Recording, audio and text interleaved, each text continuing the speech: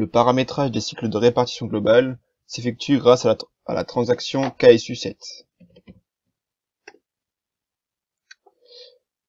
Il faut renseigner un nom de cycle que nous choisissons au préalable avec une durée de validité. Le début de la durée de validité est le 1er janvier de l'année en cours. Nous pouvons choisir un modèle si des cycles de répartition ont été créés au préalable. Ce modèle nous servira de base avec les informations pré-remplies. Nous prenons par exemple ce modèle-là et nous faisons exécuter. Nous devons ensuite donner un nom à notre cycle. Nous pouvons garder celui qui est déjà présent ou rajouter par exemple budget car nous sommes en phase de budgétisation. Ensuite, il faut rattacher un segment ou plusieurs segments. Ces segments ont été au préalable remplis dans notre fichier Excel que voici, dans ce tableau ici. Il nous est demandé un nom de segment. Ils sont ici à indiquer. Donc nous pouvons copier, coller ce nom, en faisant attention à ne pas laisser d'espace. Ensuite, il y a un texte de désignation à ajouter. Donc, par exemple, segment 1, Polus G33, qui correspond au premier segment de l'entreprise Polus. Ensuite, il nous faut renseigner une nature comptable de répartition globale.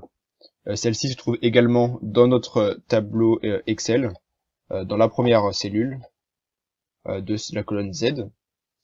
Il s'agit du compte 901-033 que nous copions-collons ici.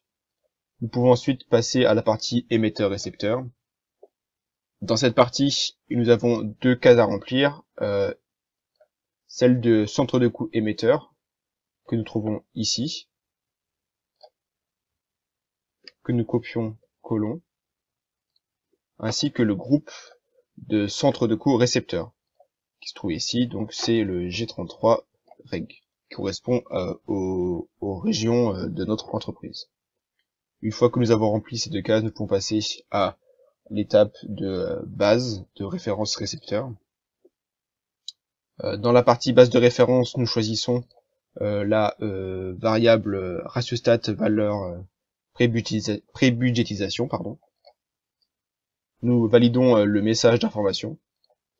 Il nous reste ensuite à remplir cette cellule-là en mettant le ratiostat correspondant au cycle. Donc c'est le 901-033. Une fois que nous avons rempli cette partie, nous pouvons passer au segment suivant. Je ne vais pas aller plus loin dans la vidéo car les manipulations est la même pour chaque segment. Il faut bien sûr que les 5 segments ici présents apparaissent dans notre cycle. Une fois ces 5 segments enregistrés, nous pouvons sauvegarder notre travail en cliquant sur la disquette ici.